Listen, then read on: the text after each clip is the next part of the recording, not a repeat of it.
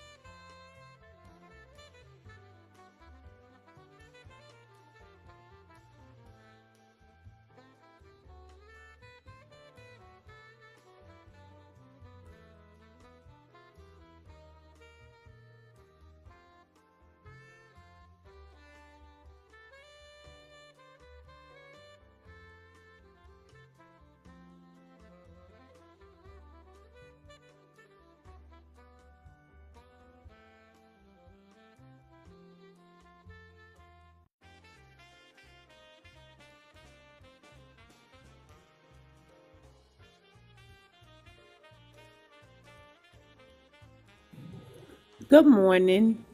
Hey, good morning. How are you? Doing good. Just chilling. Watching some track and field. Uh-huh. The world championships are going on right now in Tokyo, so I'm getting caught up on that. Ah. So I see Jefferson. She did a good job. Yes. Yes. She has been having a great year. I knew she was gonna win. I She's know, been but you like, know, yeah, um, she's been in a league of her own all season, all outdoor track season. uh-huh. hmm Thank you, Nova. So Shakari Richardson, what happened? She didn't place, or because of the domestic issue she had, she wasn't able to attend. She didn't place. I think she got like fourth. Yeah. Oh, okay. She had a late start to her season. She was dealing with some injuries. Mm-hmm. So to be, that close, she was like fourth or fifth, something like that. To be that close after having a late start to the outdoor season, I think that's pretty good. Okay, You know. good. So she'll be back next year and for the Olympics and all that. But Melissa Jefferson, I think she's probably the closest we have to somebody who could possibly break the world record Thank you, set Nova. by, our sister Flo Jo, Oh, yeah. back in 1988, So yeah, I think Melissa Jefferson has a chance to do that. She's just getting faster and faster and better and better. As long as she stays healthy, she's gonna be good. Good. Good. hmm Yes. So, did you see the video that I posted? How the term Afro-descendant came about? Hey, Yep. Crypto. Hey, Black Vanguard. Hey, Nova. And I didn't. I know somebody else came in. Let me see. Yep. I saw it. Yeah, Oh, hi, I said country. Mm-hmm. the our previous generation, they dropped the ball with the Pan Africanism. They dropped the ball. It's like they didn't have the foresight. It's like they were in the moment, and I can't blame them for being stuck in the moment because there was a lot Much. going on. We had the civil rights movement. We Mm-hmm. had in the 1970s, we had to protect our communities from racist police officers and things like that. So then we had the Black Panthers, and so there was a lot going on that they could only see that moment. They didn't have the foresight to think about what happens if everybody else can use our ethnic term. What happens to our people and the history and the culture that we have Hey, Malik. created here in America. you know, they didn't Right. think about it, you know. They So ain't that real black talk. yeah. But why do they get stuck there? Like, did you really catch what she said at first? She said she gave like a little laugh or something, and then she was like, it's too late now, like we can't do anything about it. Hmm. And so she's getting complaints about it, right? 'Cause what I took from the video is she's getting complaints because she said, and to all you people in the States who saying they don't want to be called Afro-descended, it's too late. Hey, Chris, y'all can request up if y'all want. I just kind of want to tap in with everybody. So Boston has a reparations task force. New York, the white tea people, it was up in Ithaca, upstate. Hey, Malik. So the white tea people tapped in, and a black Puerto Rican, and I was like, okay, at best you look mestizo. So now we have to explain to the commission that there's a difference between an Afro Latino and a black Puerto Rican who is of the lineage, meaning they have a parent that's foundational. So that's kind of what my response was. So what I did was I took the template that one of the reparationists had put out for us. These people are good because even before the reparations meeting is over, they have the templates ready. I guess they have the real gift of foresight, right? So I just added at the end the difference between an Afro-Latina, a black Puerto Rican, if there's such a thing, and a foundational black American. And so when people like her last name was Vasquez, says they're a black Puerto Rican, we need more insight. We need more information because we Right. need to know that they connect to chattel slavery in the United States of America and not the slavery that the Spanish colonizers had them under. There's a difference. And I don't understand why these people, so they have the Congressional Hispanic Caucus, right? So to me, the Congressional Hispanic Caucus does win things for them. They win things like ESL or whatever community benefits they're looking for. Why? And I never seen them mention black and brown, unless it's like the taxi drivers, the Federation, and he needs attention to something. But that's the videos where the black man came behind him and was like, this nigga lying.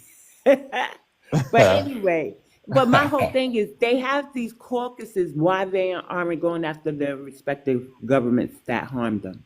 Why does everybody think they have to, you know, not only ride our coattails, but ride our backs? Right.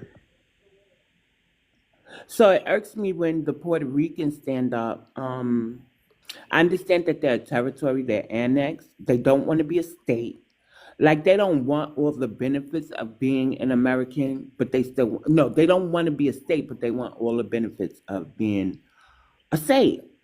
And it's annoying because they still have this whole other history. So from what I see, they were slavery on their island was abolished in 1873, and America did not annex them. I think the date was like 1890 something. Yeah. So they didn't get their citizenship until like 1912, 1917, right? But we've been in New York since 1640, documented. I'm pretty sure we were here before then, but documented what I could prove is Yeah. 1640. So you mean to tell no, Dred, just a no. Well, no, I'm agreeing with you about us being in New York. I said yeah since 1640. I said yeah to that. No, I'm just being dramatic because I don't know how to verbalize it without writing it first. It's annoying that people who migrated here at least 300 years after we have been here can fix their mouths to say that how they were how we're like disenfranchised the same. Exactly. It's not possible, and that was similar to the wording in that bill that you had me look up Good yesterday. morning, D. Yeah. Similar wording, trying to make everything equal as far as the oppression and the harms that were done historically. It's not all equal. It's not all the same. And Good you can't even morning, compare. sunshine. You can't even compare somebody who needed a passport to get here, Mhm. and the harm of people who actually are descended from those who built this nation before there was a nation, when it was still colonies, and the fact that their children, their children's children, were all chattel, enslaved. You know what I mean? You can't compare that. You know, they try, and it's insulting. It's really insulting. Yes, 11, y'all. Ashe. So my thing, like with the Virgin Islands and Puerto Rico and stuff, the Virgin Islands really hasn't been speaking up, right? Good morning, love Nika. Good morning, Ann. So they haven't really been speaking up, but they have to understand they came here after slavery, like on their Exactly. island and our mainland. I don't even call it mainland, and the states. That's what I'm saying. The harms are different. They don't have enough time here. They don't have enough. They didn't do nothing.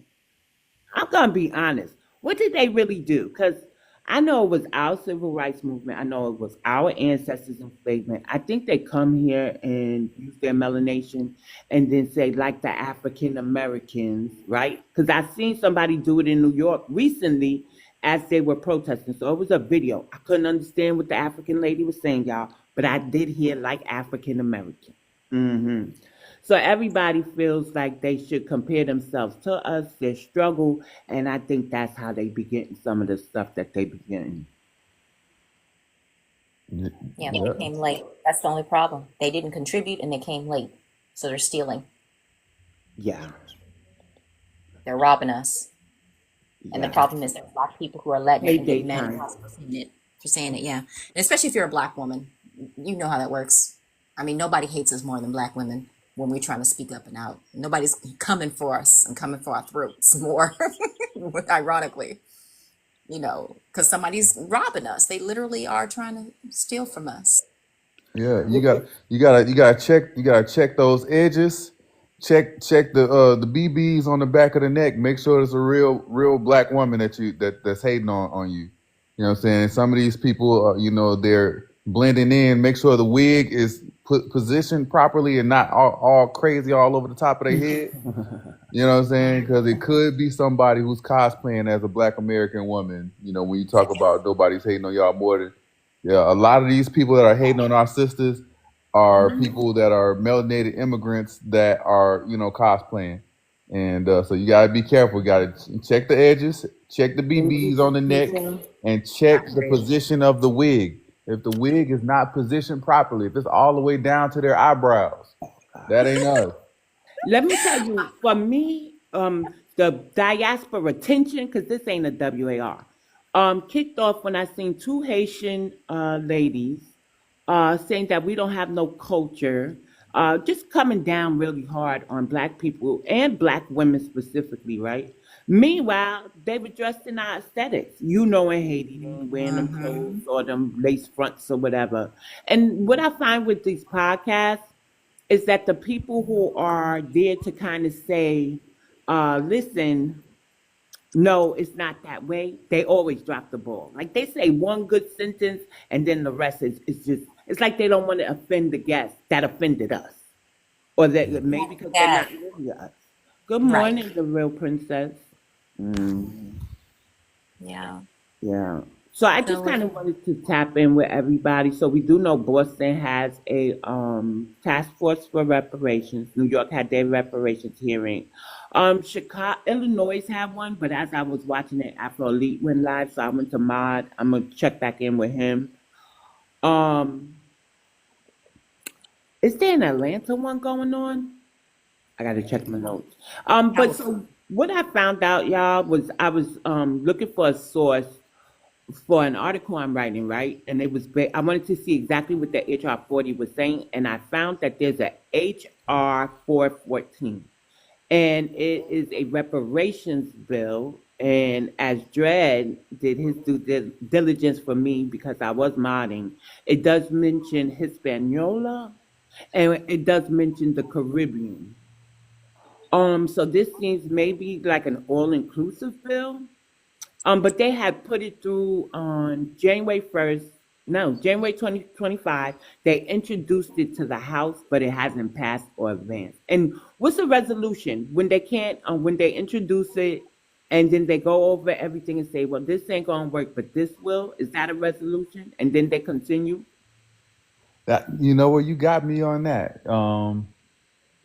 You got me on Good that. morning, Millie. I'm, Thank I'm you gonna for look. the I'm gonna likes look and the up the. gifts, I'm gonna look y'all. it up. I'm gonna look up the definition. Yeah, because I think there was a resolution and then Yeah. they tried to fix it a little bit better than that. But the fact that they're even mentioning all of that, you already know. That's like the tether action words. Go ahead, Morgan. You wanted to say something? Yeah, it's just, we have to be careful what's going on within because the reason why these people feel they can come in and do what they do is because not just the cosplaying, but we got people even amongst us who are Black American who kept the door open. They left the door open and they keep the door open in the name of race. But Black people coming from outside of America do not identify by race. They identify by nationality, and that's the trigger for me. That's when I know they're not one of us because we know America identifies us according to our race. We're only America. We're only American in Europe and in Asia, right? When we come home, we know we Black. So that's the thing. When you're dealing with Black people from abroad, they identify first with their island, with their nationality, right? Their tribe. That's where they identify with. They don't identify as Black abroad. That's not how they don't call themselves Black abroad. They call themselves what they call themselves according to their tribal, heritage and then their nationality, their country. That's how they identify themselves. So, when we're dealing with that at home, we got to remember that we got people, we have Americans, what do you call Afrocentrist or what would they call them? Pan Africans. People like Dr. Umar Johnson. I have respect for him. The only problem is I don't see these brothers actually picking a woman on their same level, marrying them. I see them having kids, but I don't see them doing what they say they're about. And I don't care so much what they're about as long as they're honest about it. But I'm hearing two different things. I'm seeing two different things. And that's what ends up happening is these guys will let these people in. And so that's why they have the audacity to come to us the way they do. You know, they have that audacity because somebody gave it to them and it was one of ours. And I hate to be that way. But people get real mad when I say it. And there's a reason why they're mad. There's a reason why they get mad when I say it because they know they probably have a hand in it. And so I have to be honest about that. I have to be very, very honest about, what's going on within to cause them to have the audacity to come to us and say these ridiculous things, ignorant things, because they don't know that we are the reasons why they have cell phones. Jesse Powell, 1971. We're the reasons why they have cell phones. We're the reasons why they have blood transfusion, why they have open heart surgery, why they have LASIK surgery. It was Patricia Bath. Okay. Our brothers and sisters are why.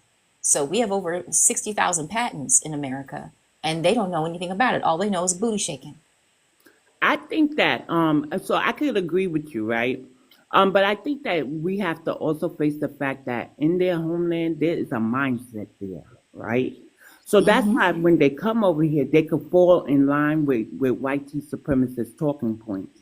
I also think it's something wrong with like the Africans' comprehension. I gotta say that. But so I when I've agree. been doing my research to see, I'm gonna land here, Dre, to see about the home ownership in New York, the way that they locked us out of home ownership during like when we had the color coded system, a form of segregation, was a tactic that they learned from the British Virgin Islands, but it was on them, right? Even though the white tea people did sell the homes to them, it was on them to turn around and say, I'll sell a home to you, but they didn't do that. They only sold to their own. So they have to, let me see how I can put it. They have to take ownership for the way they contributed to our relationship eroding because we are compassionate, empathetic people. We saw them as being one of us, literally, right? People who were marginalized and came here for a better opportunity. I won't fault my people for that because I'm like that too. But I think that they gave us their ass to kiss and we moved forward, right? We granted enough grace and we extended ourselves enough. Yes, we did love on these people and fought for them, but they gave us their ass to kiss. Always came here with an agenda. They came here with an agenda from their homeland, and that was Yes. to try to outdo us. That's where I'm gonna land. Keisha went on pause, but she said she was at an event last night. If y'all read the comment, and the Pan Africans are very disrespectful. So Keisha here is from New York, and she really activates in real life. Go ahead, Keisha. Thank you, family, my FBA family. It's good to be with y'all again this Saturday. Yes, Man, and kudos to you, BX, because you be in all these spaces and you be doing the work, modding for people, and I just got to give you your flowers, while you still here, thank you. because tomorrow's not promised to none of us. Right. But last night, right, I got a flyer actually earlier in the week that the Ujima store in Brooklyn was gonna host a space about the diaspora and FBA issues.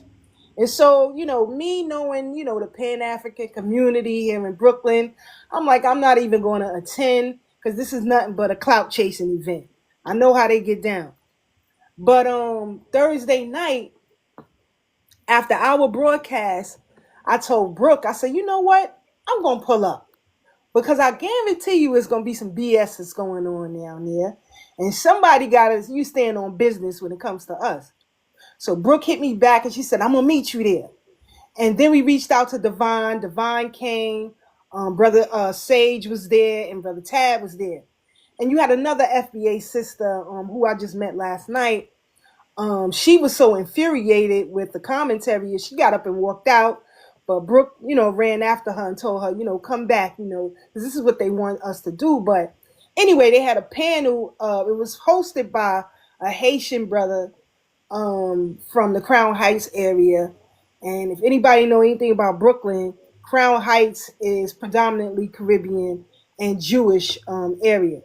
So anyway, when we get there, we see the panel, and I know one person on the panel, a couple of people in the room I knew, but one person on the panel I knew, and I know that his mother is from the continent, but his father is from Mississippi. Dr. Jack Felder is his father. And but the others on the panel were of mixed origin. They had Caribbean and they had Black American. Then you had two straight Caribbean folks. You had a person on the panel who was from the Uhuru movement, which is a Pan-African socialist movement with white people in a position of leadership in that movement. So already this is compromise, right? And so, after the panelists got on and they, introduced themselves or whatever, and they asked, audience if they had any questions, I said, this panel is already flawed. Because how you going to have an event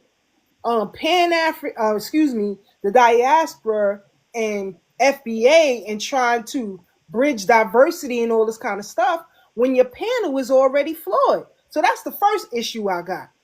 The second issue is you all introduced yourselves based on your lineage. But when we do it, it's a problem.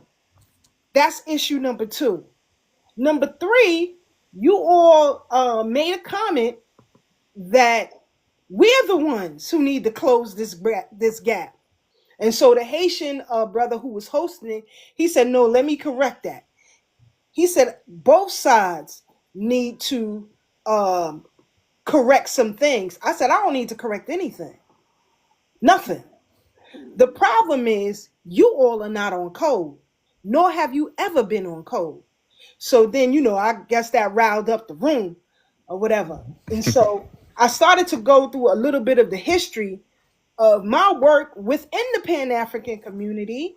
And then I started to talk about the New York State Reparation Commission hearings that have been happening and how at every one of these hearings, it's always folks from the diaspora saying one of two things. Either we don't deserve it, reparations, or try to grandfather themselves onto our reparations claim. And so I started to explain what the claim is really all about. It's for a debt that is owed for services rendered during slavery. It's not about redlining. It's not about Jim Crow. It's not about the penal system. It's not about any of that. When you try to include all of those things, it opens the door for other people to wiggle their way in. And so, that pretty much upset a lot of people. And, the five of us who were standing on FBA business, we turned it up and turned it out. And it got so intense with discord, I would say, from folks from the diaspora saying that, we were being divisive. I said, listen, legally, you all have already divided yourselves from us. Just by your immigration status, you've already divided yourself from us. So then I started to go into a history about, because somebody had mentioned, one of the panelists, mentioned Marcus Garvey. And so I said, hold on, before you dig into that, let's start from the beginning. Never start from the middle or the end. Start from the beginning. And so I said, when Garvey first got here, he said that the American Negro was the peer of all of scattered Ethiopia. He said, we have a race consciousness that the rest of you do not have. And you still don't. To this very day, you still don't. And so one brother who was on the panel, he's from, I think he was Guyanese, or Grenadian. I don't want to get that wrong, but from one of those places. Anyway, he said, I identify as an African. And I said, well, that's fine and good. You can identify whatever the hell you want. But don't tell us what we should identify as and what we are by lineage and by law in this country. We are of a unique group in this country that none of you can ever attain. No matter how long you have been here, no matter how long you will be here after we are dead and gone, we are still a part of a lineage and a legal identity that you all will never be a part of. And, I guess that, rubbed some people the wrong way in the room. And I said to the folks, you may not like what I'm saying, but you cannot say that I'm a liar. There is a difference about your feeling and what is fact. And so, again, a lot of these folks are having these spaces like you all were mentioning on TikTok and, X and other spaces, trying to a clout chase off this FBA resurgence. I don't like to call it a movement or an identity, but a resurgence, because we always knew who we were. But we hollowed that identity just to include others. But it wasn't to our advantage. It was to the advantage of others. And so I told them that, in 2023, there was a PSA that was scattered throughout all New York, throughout the immigrant community, where they were saying and they pleaded to the New York state government that they wanted to identify as their own class. And so I said, have any of you ever heard of this? And they said no. I said, well, I'm telling you it exists. So I sent the host a copy of the PSA video so that he can see it for himself. And I said, you all come from countries where you say you're against homosexuality and all this old kind of stuff. But when you get here, you turn straight sucker. You let all of that fly because it's actually the Caribbean LGBTQ community that's pushing this agenda. But you all don't claim you don't know nothing about it. But you're so focused on us. And I said, Dr. Chancellor Williams said this. You all got to get your tribes in order. Don't worry about what we doing. What we doing is on time. It's right on time. So get your tribes in order. Don't worry about what we doing. And if you really rocking with us, I need you to show up at these reparations commission hearings and speak on our behalf. Because I haven't seen any of you do it as of yet. And we're on commission meeting number 9. So none of you have been showing up. None of y'all. So then the Haitian brother said, well, the next one, I'm going to look into it. I said, first of all, what you just said is problematic right there. You said you're going to look into it. You live in my homeland. You should know what I'm doing at all times. Just like you know about these diaspora conversations, you should already know what we're doing to progress ourselves. And the mere fact that you're not even looking for that tells me that you are a problem within itself. So look within yourself, brother, and understand where the problem is. Go back to your brothers and sisters of your ethnicity, which is Haitian, and let them know they all off code. Let them know they off code. Don't talk to me. Talk to your tribe. We good over here. And you know, my sister Brooke was going off. And you know, Brother Divine did his thing, and you know, Sage, you know, that brother should be a politician for real, because you know he tried to quell some of the tensions in the room, but at the same time letting them know we standing on FBA business, and if they didn't like it, they can kick rocks with their bare feet. You know, Exactly. that's where I'm at with it. I just wanted to let y'all know that, you know, we was at that space till like 10 o'clock last night. We had to cut up out of there. But from like 7 to like 10 o'clock, that's 3 hours. We in here debating with these folks who already have a flawed agenda by inviting us in the first place. At a place that is Pan-African, you got all Pan-Africanists on a panel, but you talking about what we doing. So I just wanted to let y'all know that's what was happening last night. So, you know, the other day, I find it weird when people are still asking, what is FBA or who is FBA? But so, and usually I tell everybody don't even answer that question because by now they know, right? I don't care if you are a, you know, Brooks Brothers wearing type of corporate person, you've heard of FBA. I don't care if you're a hip hop head, you heard of FBA, right? So, and then when Ryan Coogler came out and said that he is FBA. So everybody has heard of FBA, but for some reason I decided to answer her. And the conversation turned into who is FBA and stuff. So I gave them, if your ancestors were not here during our emancipation period between 1863 through 1865 and found on the 1870 census, then you're not a foundational Black American, nor should you identify as foundational Black American, African American, or Black American. You are your country of origin.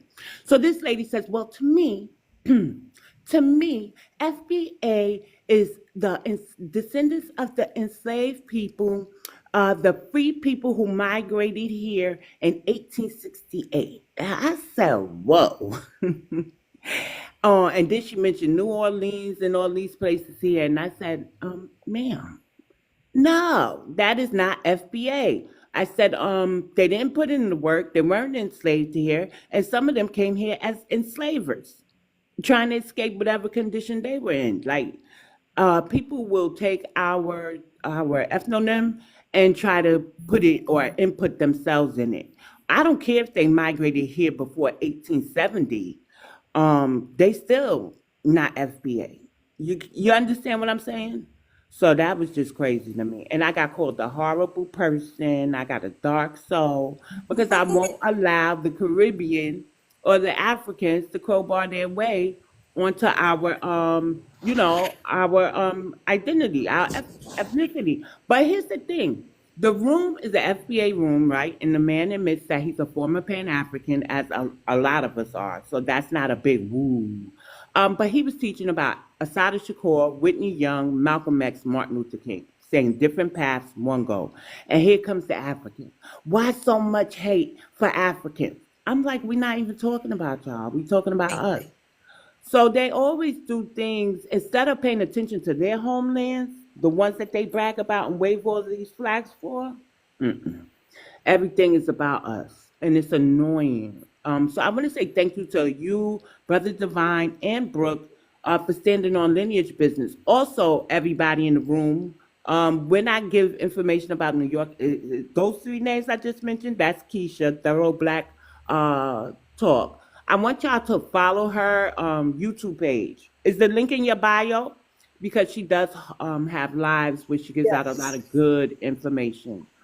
So when I get information about like Divine, he told us that FBA actually outnumbers the Afro-descended immigrants in all states. That would include New York. This is where I'm getting my information from. They are really boots on the ground, y'all. This is not Wikipedia sources. They really, really work hard for foundational Black Americans. So Yeah, because I had a tussle with a host.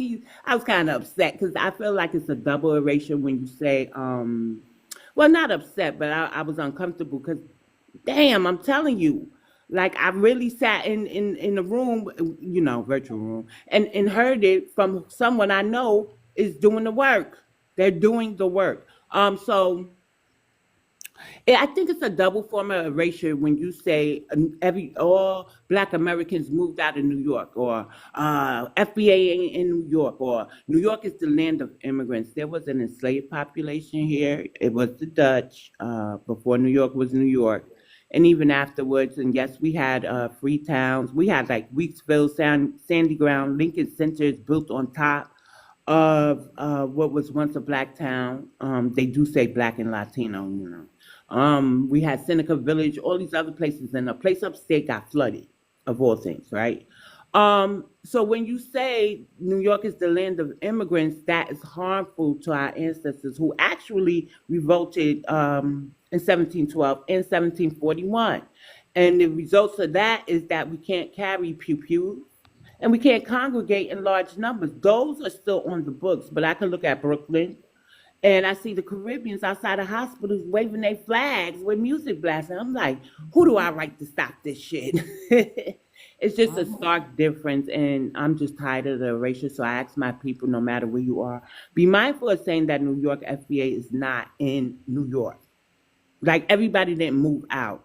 We do have elders here. I mean, elders, like my parents is going on 80. And so my auntie, my father's baby sister, this is a cute story, so I'm not complaining. She puts me and my dad in a group chat, just us three, right? And she shares me a Don Lemon video. He's in New York. I didn't even watch it. I said, Auntie, I got to tap you into the new black media. So I gave her Afro-Elites, of course, Jason Black, the Black Authority, even Keisha's, because Keisha is from New York, and I want to see if she hears what I hear when Keisha talks, because I hear family. My family talks like Keisha.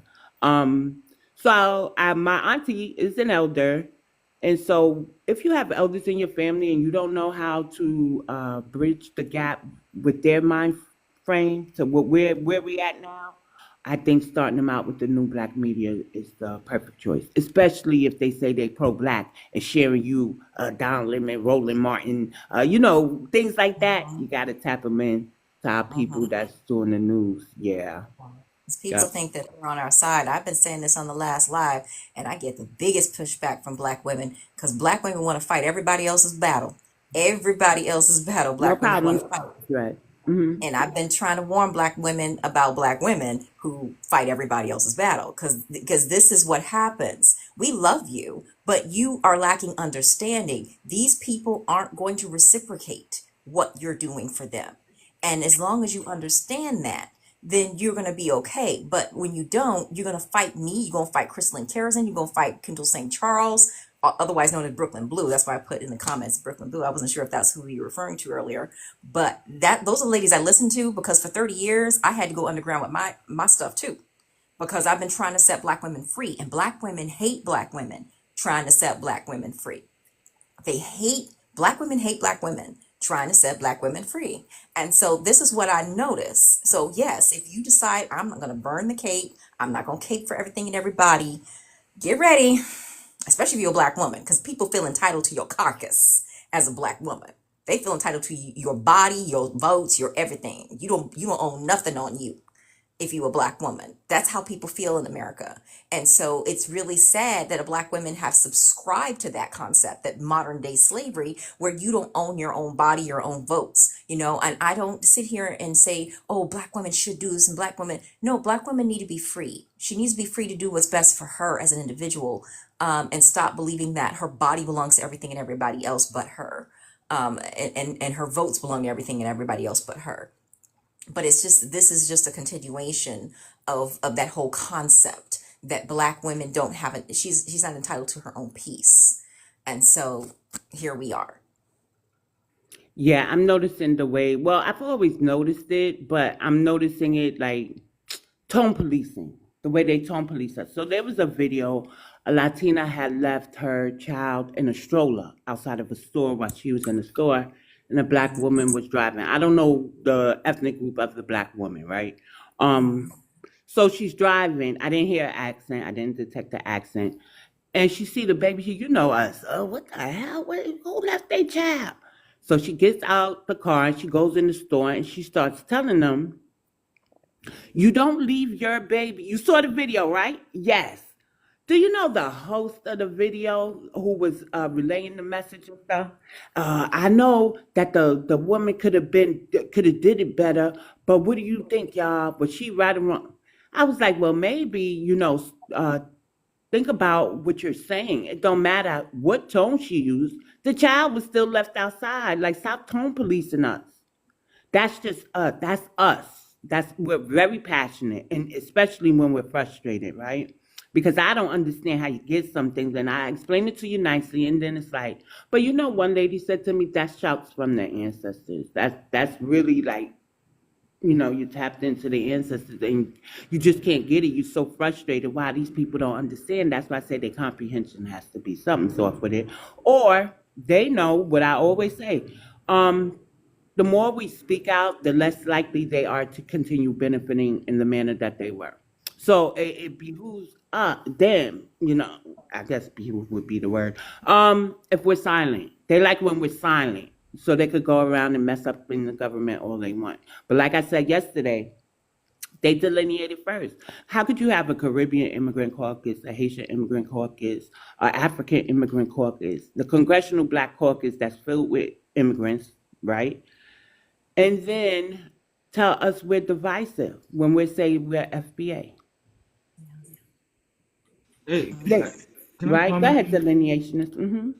Yeah, thank you, ladies, for making me aware of more in detail what's going on with New York, in regards to some of these issues. One of the Good things I morning, ladies noticed, that just came in the room, and gentlemen. Go ahead. you know, one of the things I noticed is the mayor's office of immigrant affairs, right? One of the even though I'm not a major supporter of the Freedmen Bureau of Affairs, but we actually pushed and advocated for that as a people, one way or another. And they tried to all lives matter that, or all ethnicity group that institution, right? But yet still we don't benefit as a people here in United States who built this nation, right? We don't benefit off the mayor office of immigrant affairs. So it's crazy how these institutions are allowed to go up with no problems, no pushback. They get all the funding and support. But when it comes to things that are solely by us, because we're the only, I would say, true American people that been here since the inception, we don't have an institutions of our own that kind of moves in that exact same manner. So it's very annoying that they're allowed to like make um life altering changes in how we do our policies and how we even live our way of life, and they expect for us to be silent about those things.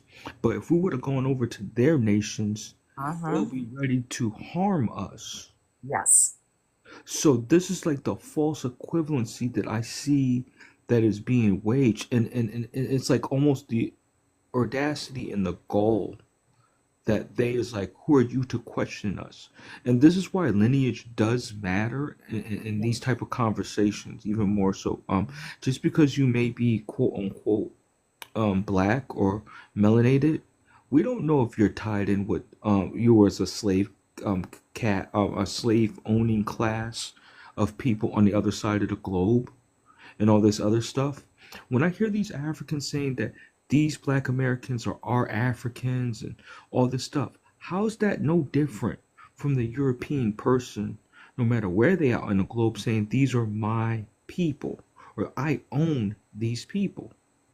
Like, words matter. And I think we need to be very attentive to what they're saying and why they're saying the things that they're saying, because they have a lot more intention to harm us in fashions that I think that we may not be able to comprehend as a people, unfortunately. So what I find ironic is that they want to say that we're unified and stuff, or that we're African. Let me start there. That we're African and we just ashamed of ourselves. We're in New York. They have the Office of New Americans. And Africans on some of their organizations are calling themselves New Americans. It's crazy to me. Hey, Love on Nika. Hey, Unbelievable Truth. Yeah, they're calling themselves New Americans. In the Office of New Americans, they have like funding attached to them. They're recruiting for job placement. But I think they want like us to work, New Yorkers to work in there. Like, Sister BX, you mentioned something. Are you familiar with the term the New Negro Movement or something like that back in the Renaissance era? I think Keisha mentioned it to me. Okay, so the reason why they put new in there Hmm. at that time frame was the support of the LGBTQ whatever liberal society, right? That was something that wasn't added before. See, I'm very cautious when groups add in new because what was the why would they need to add something new when something was already established? If you get what I mean, and they're adding in something that was never there to begin with. Right. So when I hear this new thing, and when that's the sister said thorough black talk worldview, when the sister brought up saying that it was the LBGTQ limp, I'm gonna just say limperous, the limperous community, right? Say When alternative, because TikTok or somebody, alternative, yeah, they be will reporting. they flag me for limperous? I don't know, but if somebody come through and hear that, they might report it. You saw what happened yesterday. How many times I had to disconnect you? Oh yeah, Yeah, alternative, yeah. Okay, the alternative individuals, right? Um, they're adding something new, and I really, from my perspective, just like the new Negro, I look at the new American. They're adding that in there as well as their other um indicators as well. If you get what I mean, that's tied to that. But I bet you they got a whole thing Oh, dealing wow. with that alternative situation as well.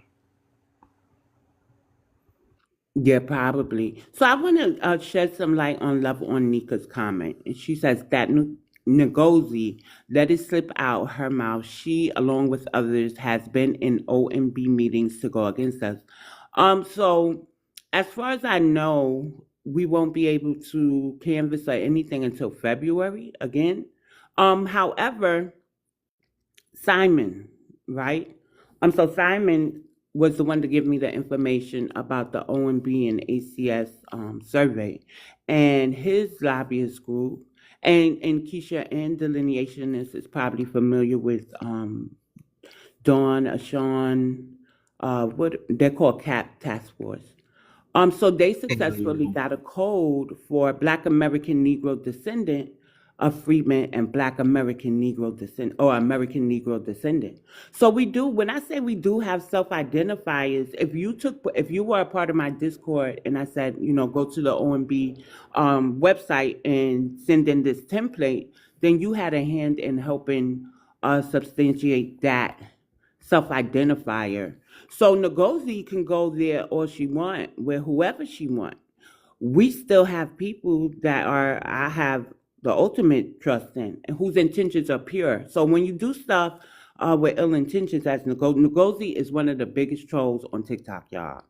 And it's some debate as to if she is actually, she says African American. And she's also the reason why I decided had to pick a side, because she is one of the ones who was bullying the young Black girl to how she identified. When a girl said, oh, Black Americans wear a lot of weave and Africans bleach a lot. It was her clan. And this was my first time like in a Pan-African setting on TikTok. And I was happy, like, oh, Black Americans and Africans, yeah, let's see what we're going to do. And they wound up trying to separate African American from Black American when that's one of our reclassifications. So she says she's African American and that she lived in Africa for 8 years, so that's why she has an accent. But she's late to the But the thing party is, because she found out after Simon announced about the classification self-identifier. Go ahead, delineationist. then if she lives in quote unquote Africa, like this is the same thing with No, no, like, no. She lived there for 8 years, but she's back in the States. She's in Texas. oh, okay, interesting. W- did, if somebody, the sister, love Nika, Nika, if you can give me those names of those individuals, I'm very curious to know. I think they need cease and desist or something like that. People just feel like they can just go in, um, I would say conversations that's not warranted, and their presence is not warranted. Right, You know what I mean? right, And some people need to put the legal god of fear in some of these type of individuals, right?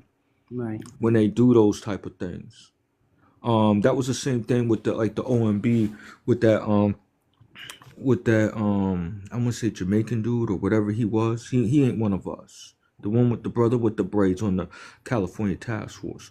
He said he was speaking slick trying to get the Caribbeans up in there. And then my peoples hit him with a little legal notice and he started changing his tune a little bit.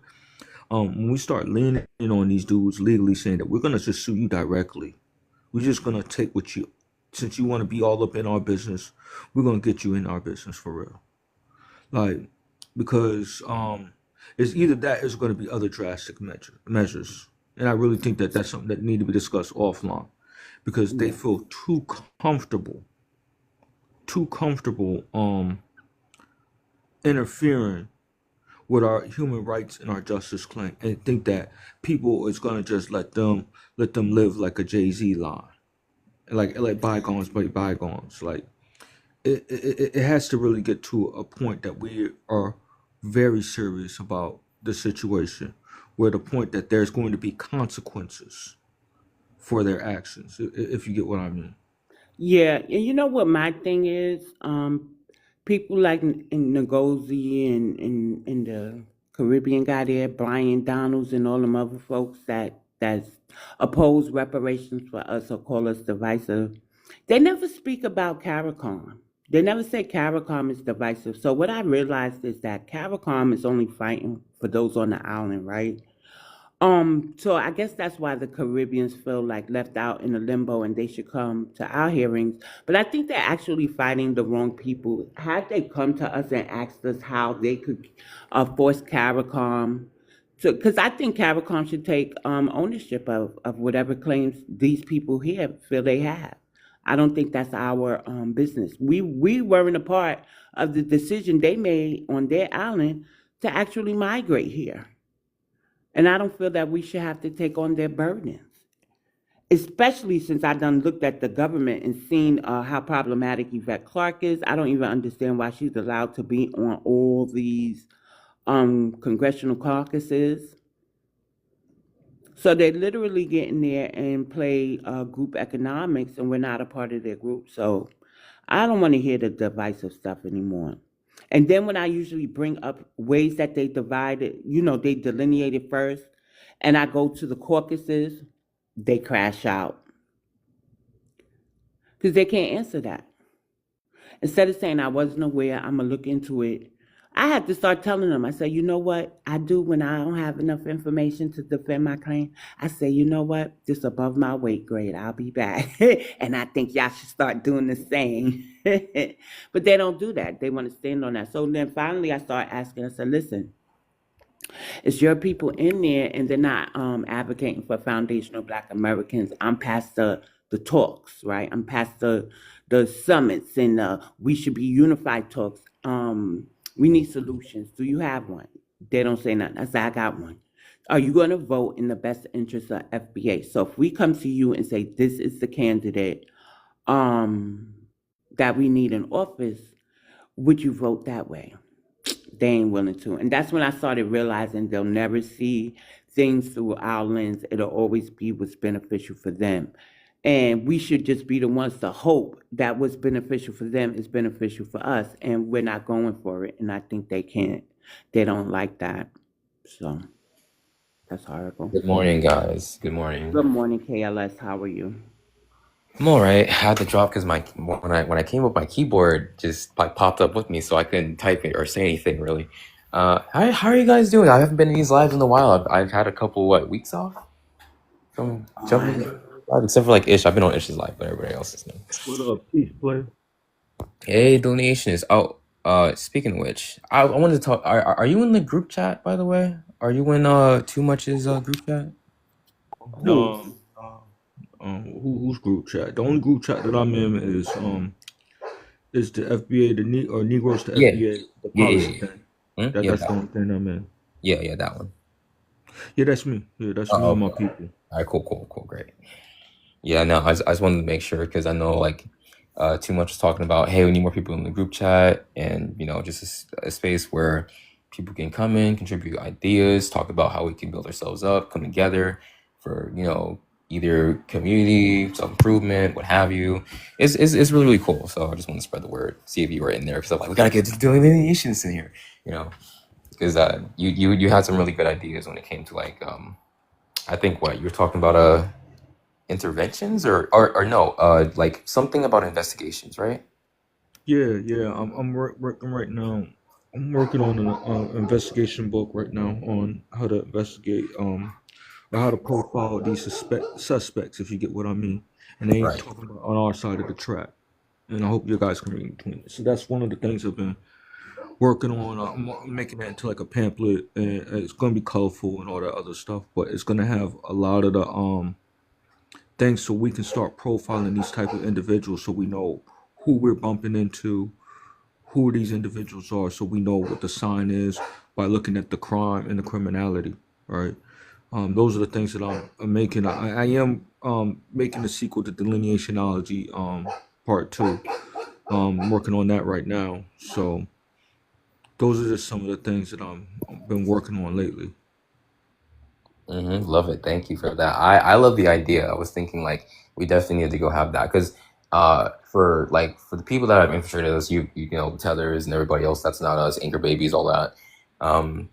Checking these people out and seeing like how they move and how they react to us, really like getting a good profile on them. I feel like we would need to now because they look too much like us in order to, people are gonna bring up the whole kinfolk thing, and I'm like, yeah, they look like us, but they're definitely not us. Definitely not. And like I was saying before about like how they come with caution, come with this like weariness, not for anybody else except for us, not their own people. They have their own groups and their things like that, their own cliques. When it comes to us, they don't act like that. They're super cautious around us. Everybody is. I'm sorry, but is this the Telegram or this is something separate? It's the Telegram. The Telegram. Okay. Well, I got to All tell right. you, I'm not on there though.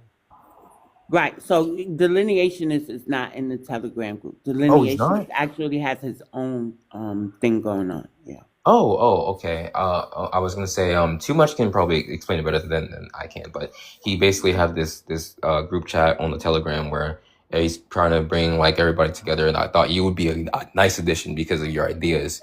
So I thought if you could link up with him and talk about it, it'd be, Yeah, if y'all invite me, I'll come check it out. But I kind of like, not in a bad way, but I kind of like keep to myself in the regards of because I got a lot of things that I'm trying to get done and implemented ahead of time. Mhm.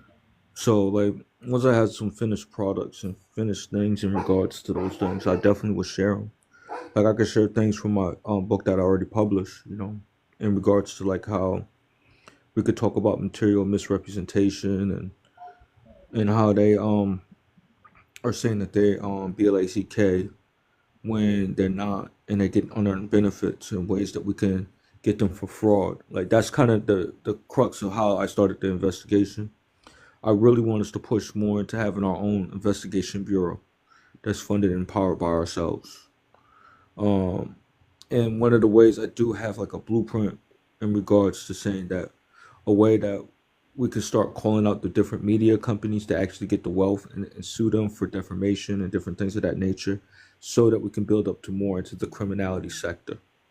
You know what? Because I don't want you to talk too much about your Oh, blueprint, but I want to say something that I noticed. Immigrants or immigrant media agencies are actually getting funding to write stories about Juneteenth. Sorry to cut you off, Bia, but are you talking about like, for instance, like Politico? Because Politico actually gives like, No. no? Mm-mm. Oh, okay. No, I mean like independent magazines and stuff like that. This happened about a year ago when we found out really how they were appropriating Juneteenth, and then the money or the funding was it was in California too. Hmm. And so A what lot they of it do, was, huh? and a lot of it was through the Parks and Recs too, sister, where they'll give them the funding to do these projects, and they'll make it all Pan African Juneteenth days, and they're paying for these type of things with state and federal funding. Right. And those are Uh, some of the things that I even talk about specifically in my book.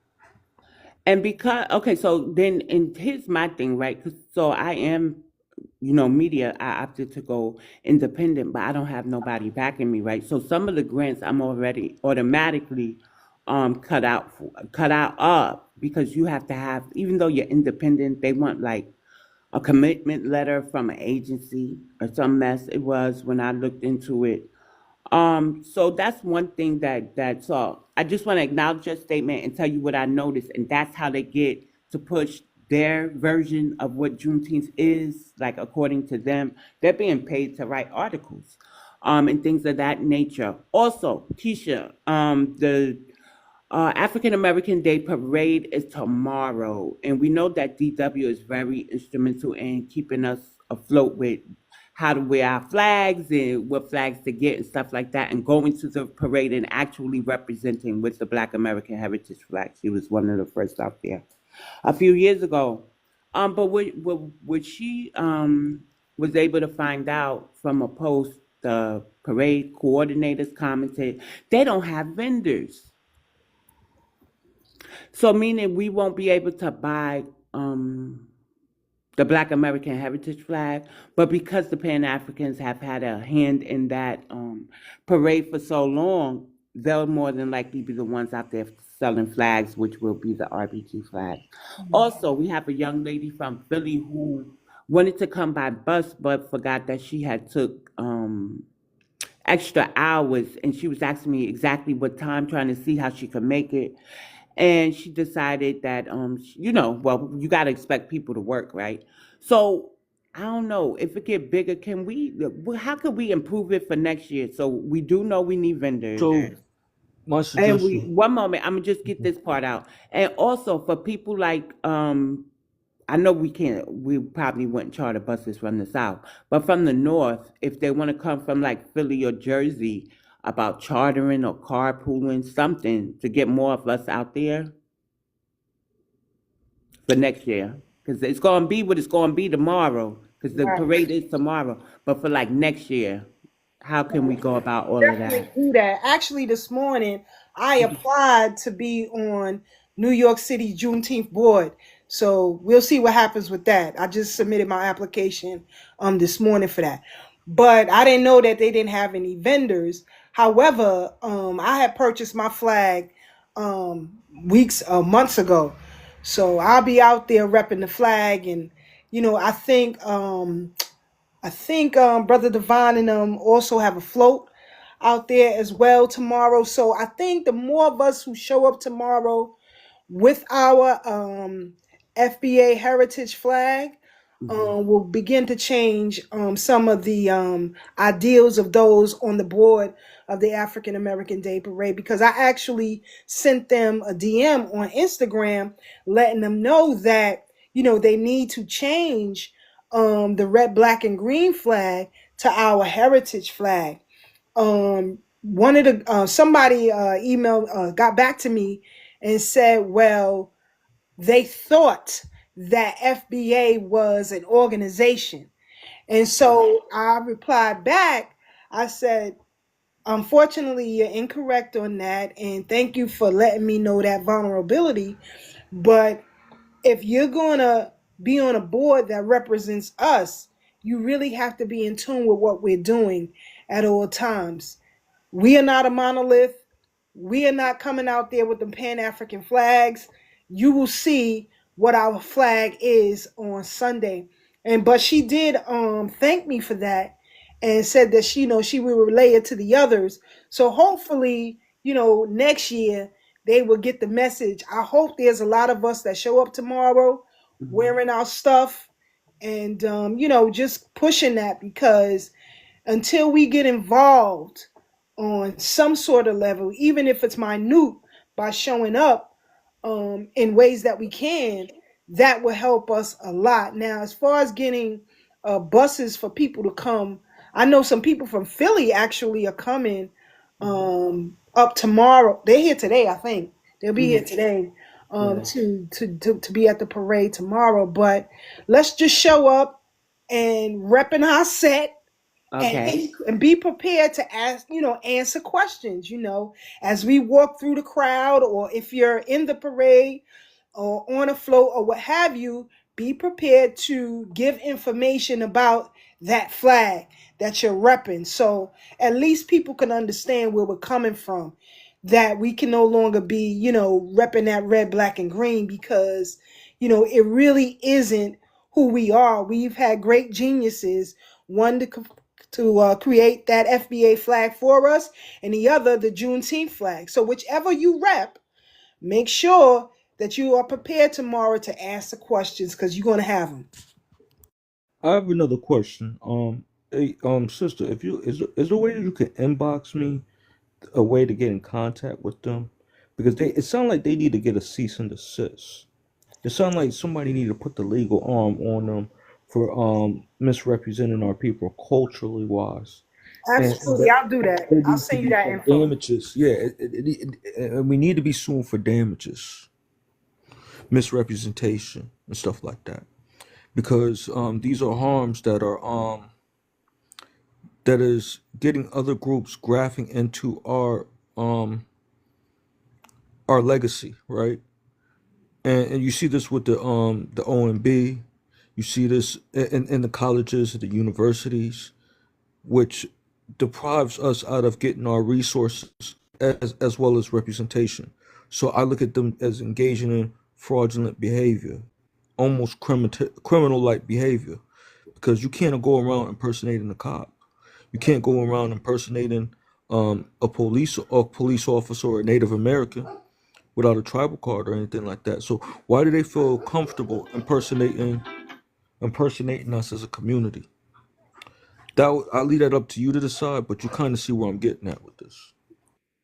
Who was it? Melrose Radio said that they told them no immigrants was on the board. And I meant to reach back out to him, because sometimes these people don't consider themselves immigrants.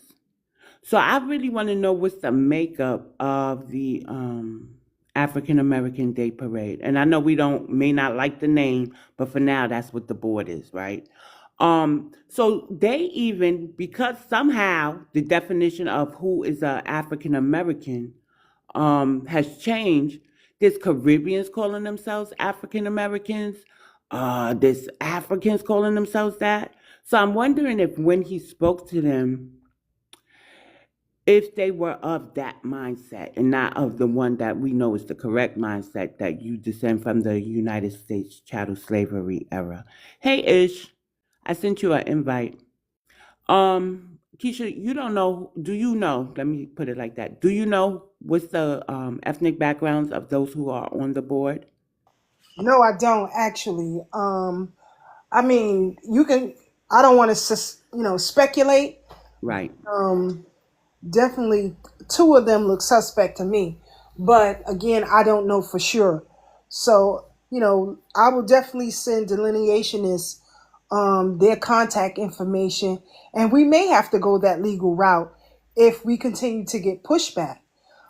So, for everybody who's listening, who is of FBA lineage or in support of us, reach out to them via Instagram, Facebook, whatever way you got to.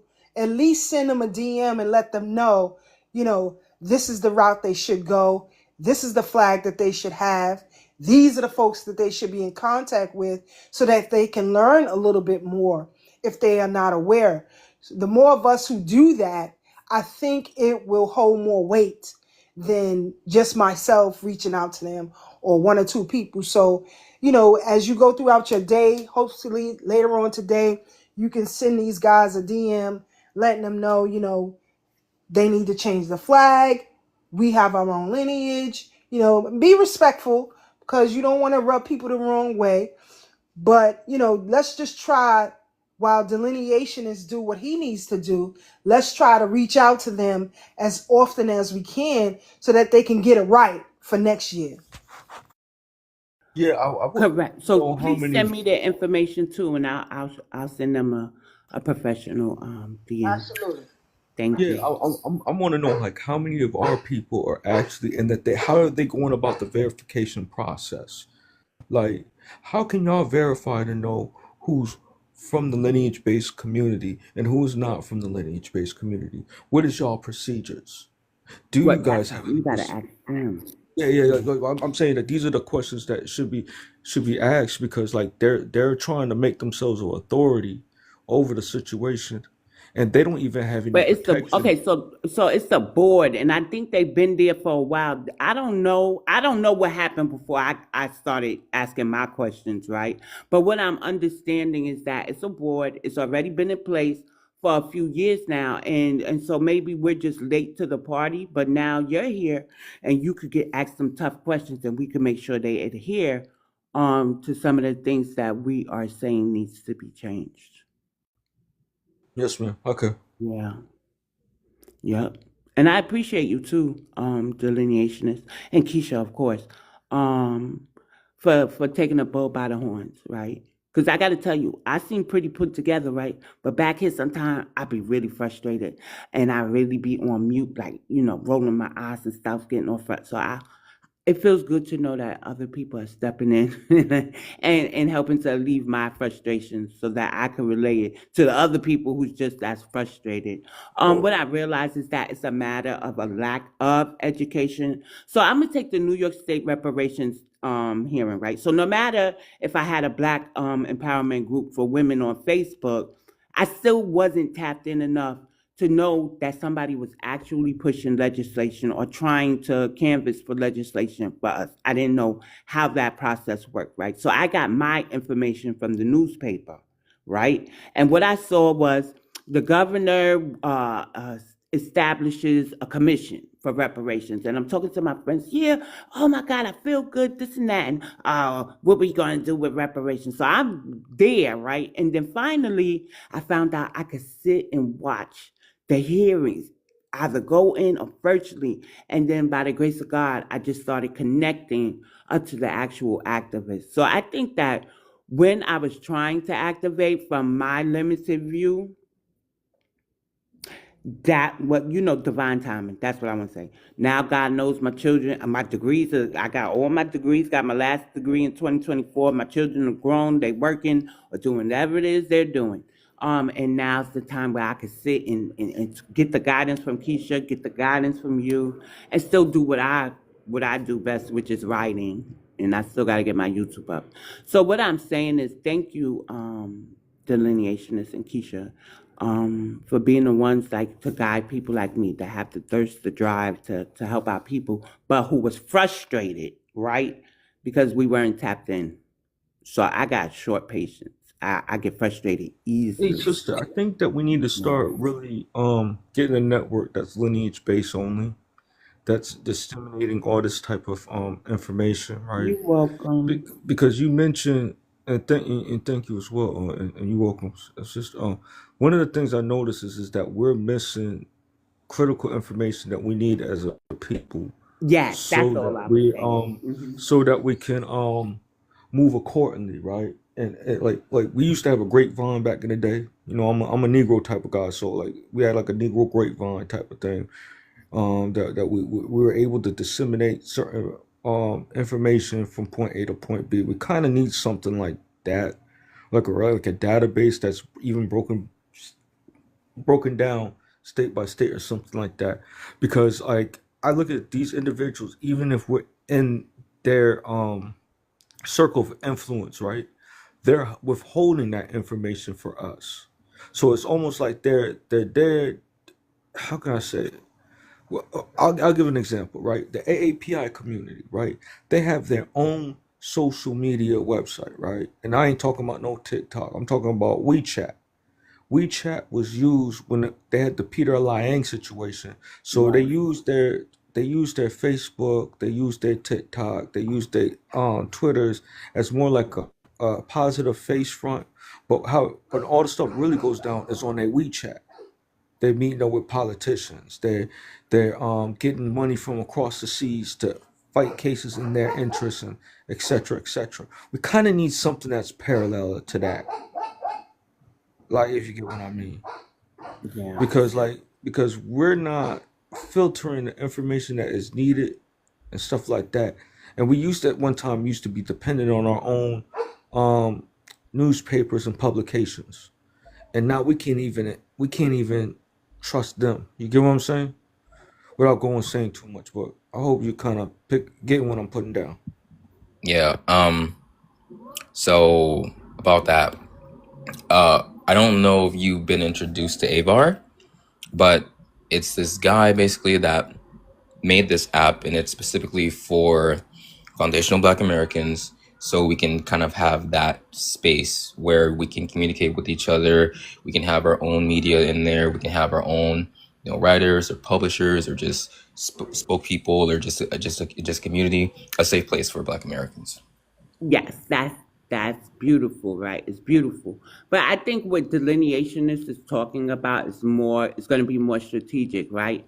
So will Avar have the vetting, the verification that delineationist is talking about? So that is beautiful for us to get on there, talk, have media, but I think what we need is a commission, right, of specific people that are verified. And I do understand who's behind it.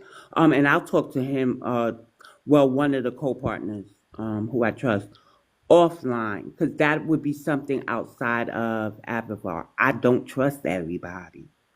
So I think they wanted more of a magnitude for everybody, whereas we wanted more strategic, where we'll be talking to not only politicians, boards like the African American Day Parade, in Harlem, right?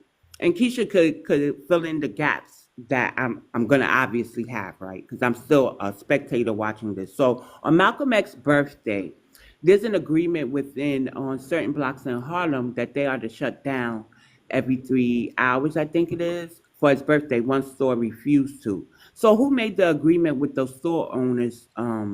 That's the type of time in any commission that we're on should be in. The ones who's going to say, look, when you come into this area, this is what you're going to do, and you're expected to adhere to it, or you won't make no money here. If you look, I think Wait, Buffalo, New York, or something. A lady was beat with sticks, and the community is out there and stuff. So we need more strategic people than just regular social media insight. you hit something on the head because like I recently moved out to Dover, right? And we have always in the area that I reside in, right? There's a community function that always happens, and there was like one of the neighbors that just moved in. She was I think a Black American, whatever, but she had an attitude like I don't want to have this in my yard. We had to tell her like, well, this is a function that we hold every year, right? I don't know if you're informed, but this is something that we do continuously, and you have to be kind of a part of that type of situation.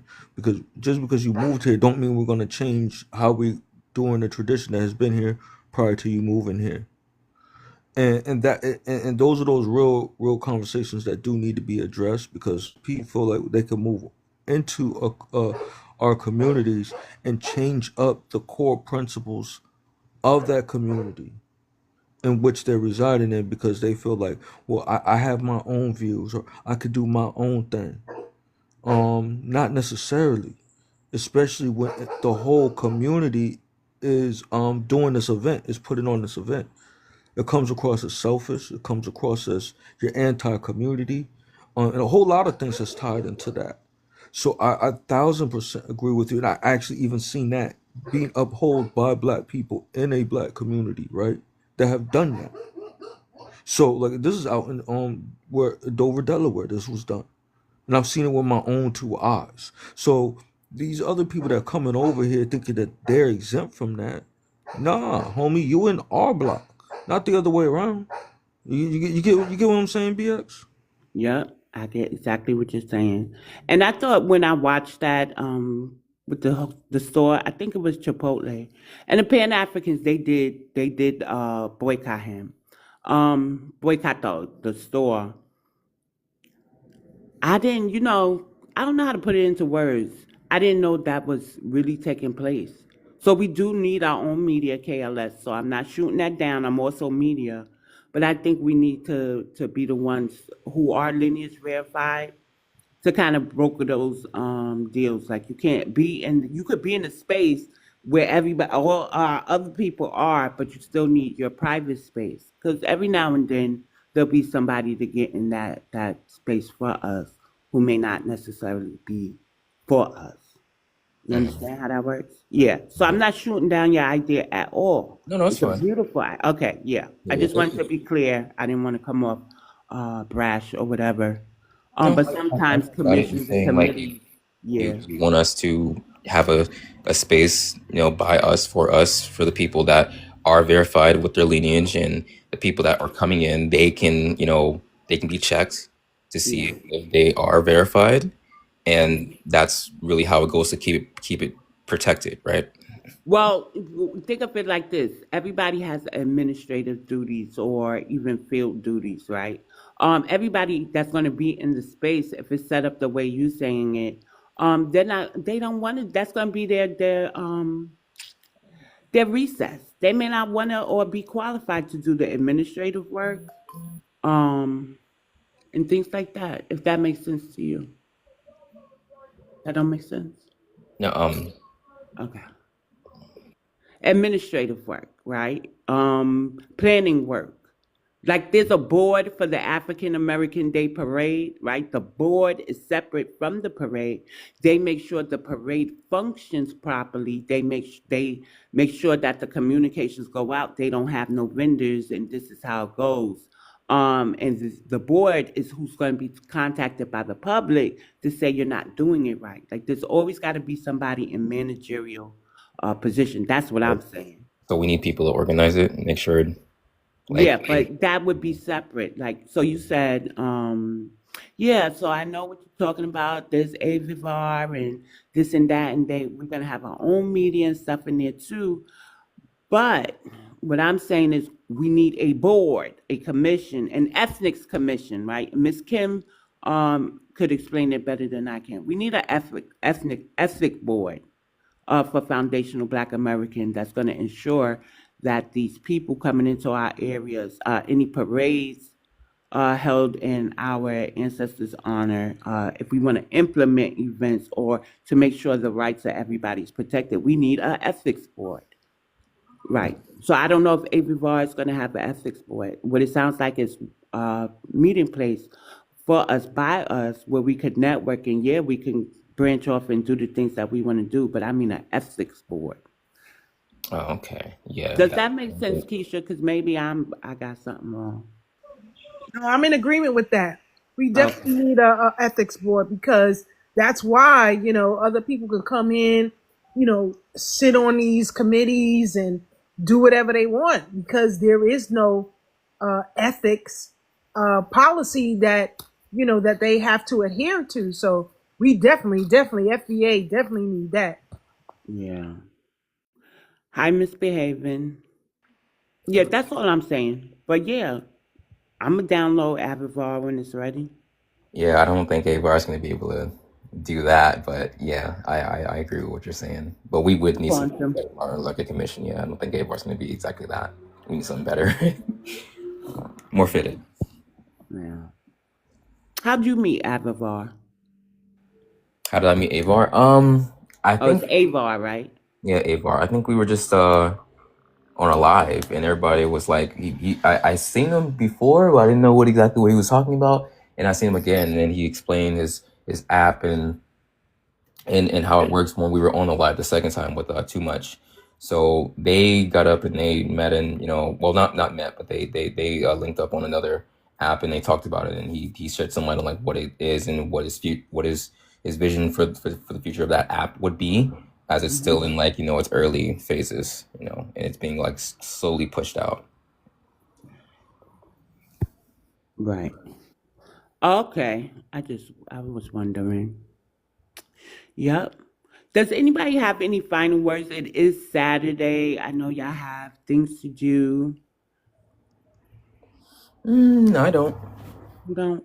Dread is on pause. He had a call. So is delineationist. Keisha, you have anything? Any last words you'd like to impart on us? Yeah, I just want y'all to enjoy the rest of your Saturday. Keep that FBA energy alive. I hope to see y'all who are in the tri-state area. Show up to the parade tomorrow, repping your flag, rep your set, and let's get out there and show who we are for real, for real. For real, yes. Thank you, Keisha. I always love when you come by because you provide such insight to the city of New York. I love New York, and I always be like, I'm so New York. Now I could be so involved in New York. You know what I'm saying?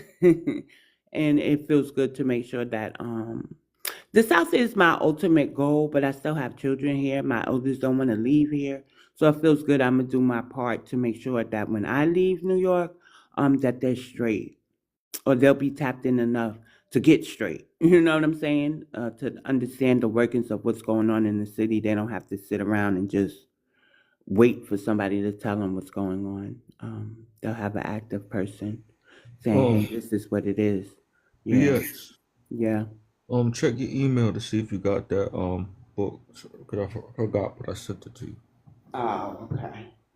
Yep. So thank you, Keisha. I really appreciate you. You know that. Also, y'all follow Keisha's YouTube. Do you have the link in your bio, Keisha?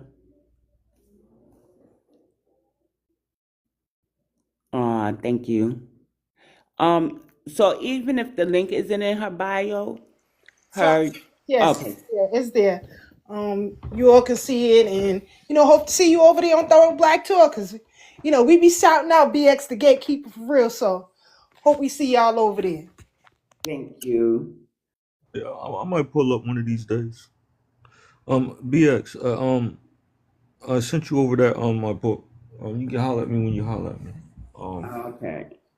you can get a head start, and you can kind of see where I'm kind of going at, and why I kind of say the things I say. Right. And good conversation, good topic. Thank you for always inviting me and looking out for a little Negro. That mean a lot. Little Negro. I Yeah, gotta tell you that. something. Thank you, guys. I like the term Negro.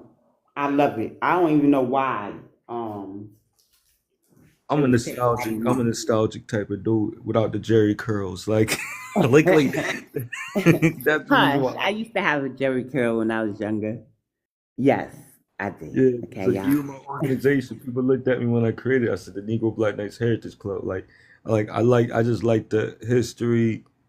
I just like, Mhm. I just like the legacy, and I just wanted to keep it alive. Like, I think it's just important. But Yeah, I think that it's important to keep the word in use. Just because our ancestors at one point in time was identified as Negro. That's why I like Black American Negro descendants of freedmen. It kind of honors all the, you know, reclassifications our ancestors were under. So that's just me. Yep. Dread, you there? Delineationist. Were those your final words? No. yeah, I got the email. okay, cool. Make sure people that are interested in getting my book, Delineationology, the Science of Delineation for the Negro American, holla at me. It's on several different platforms. I think Gumroad, Bookworms, and if you get it directly from me, it don't matter. And right now I have it only in digital and also in paperback. But I am working on a couple other things and work when it comes to writing, investigation, and criminology in regards to protecting our people from criminal behavior that's plaguing our community. So we don't have to just say we dislike the people socially. We could talk about the criminality that they bring to our community that is toxic and harmful to our children and our loved ones. And there's nothing wrong about it. And they can't call you that word, that X word that they like to throw around. If you get what I mean. Yeah. Um, Can I ask you a Peace out. question? You have Yeah. a black publisher, right? A black American publisher? All day, every day, baby. All day, every day. That's a Negro. He out of South Carolina or North Carolina. You can't get no more Negro than that, or Black American No, than that. because I want to ask you, right? Because I have my books on Amazon, right? I probably wouldn't pull all my books, but I would probably, um, I just want to know, like, the publishing aspect. If I have a manuscript and I go to them for publishing, I retain all the rights. Like you don't have to tell me on the platform if you don't want to, but you could put that in my inbox because I can my next work, which hopefully will be historical fiction. I would love to have it self-published from somebody who's not monopolizing the industry because that's basically what Amazon does, right? So one time they said I violated their community guidelines or whatever, and I lost my income for a month until I could prove that I owned the rights to my book. They didn't follow the necessary, like the procedure that they always followed. I thought I would have more time to get the paperwork into them, but they pulled my work, right? And I got over 50 Crazy. books. Well, he's like a random house. They call it a publishing house, right?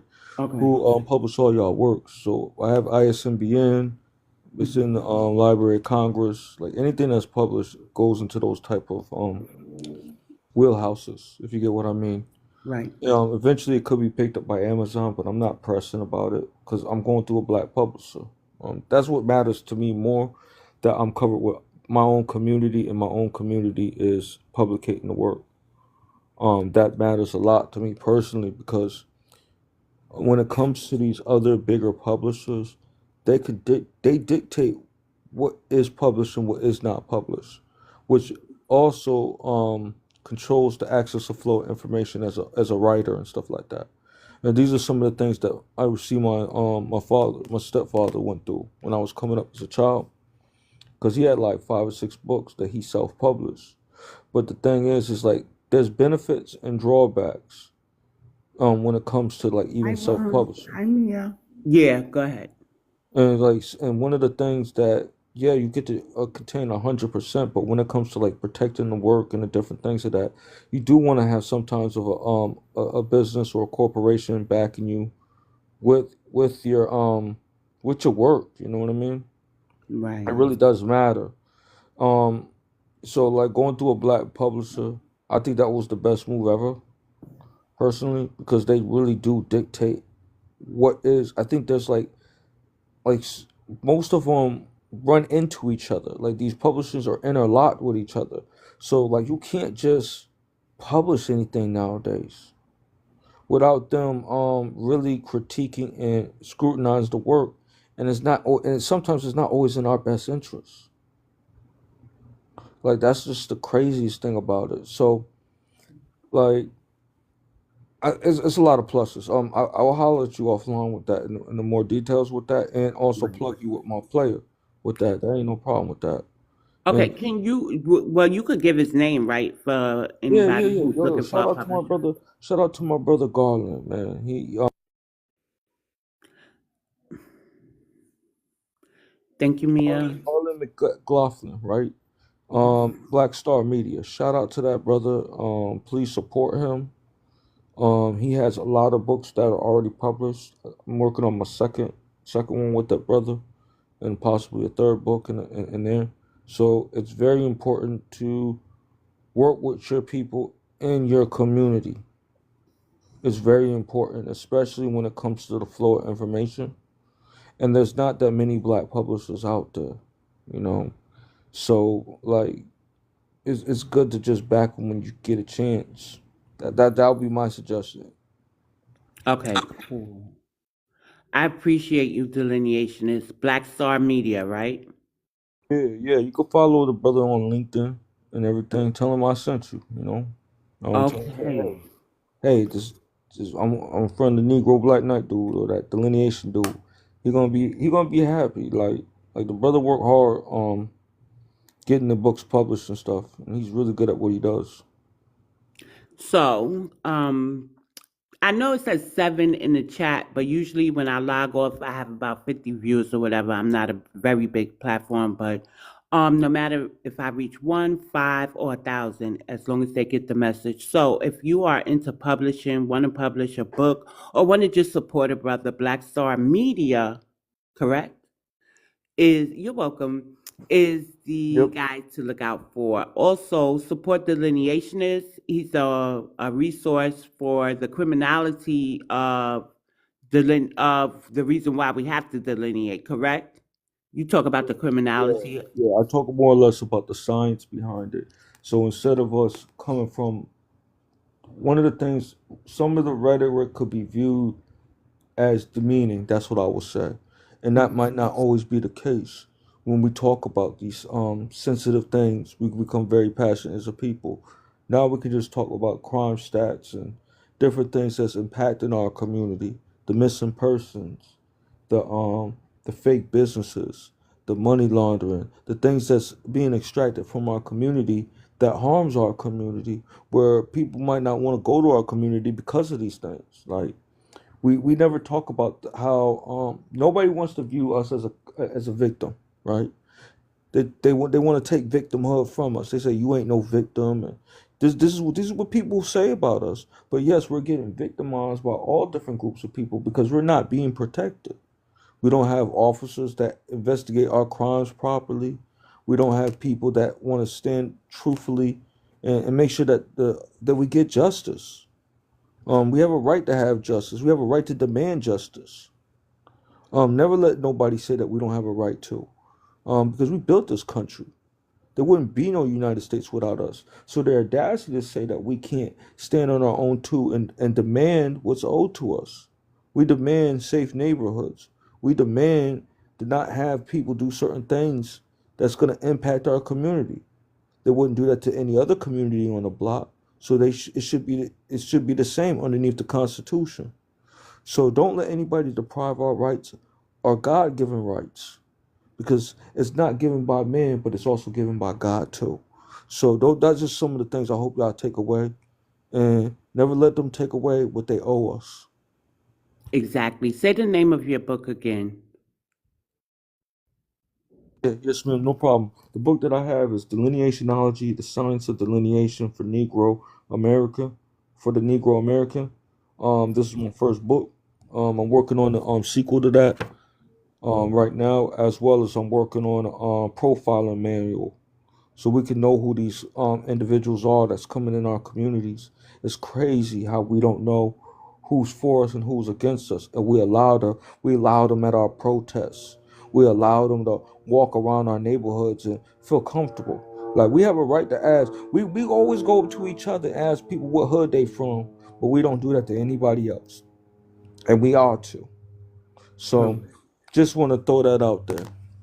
Correct. And also be on the lookout for a Black American owned app called AVAR.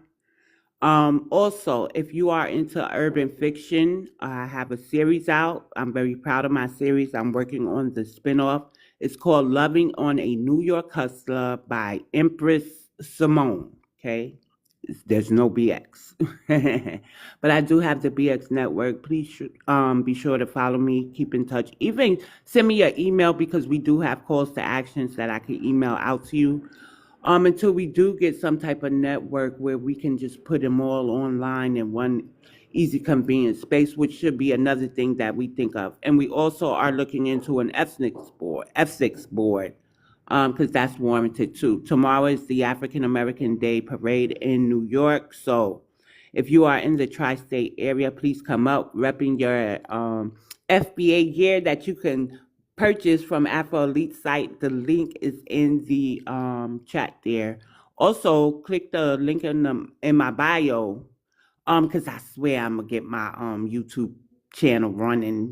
For now, I do have an interview with Melrose Radio, who does have a foundational Black American directory. I hope we're still actively boycotting because the disrespect still hasn't stopped on their end. They're still hosting lives. They're still coming in our spaces. They're still calling us a hate group. They're still comparing us to the Triple K. And so some behaviors do not change overnight, but we don't have to pay people to disrespect us. Dred, you have any last words?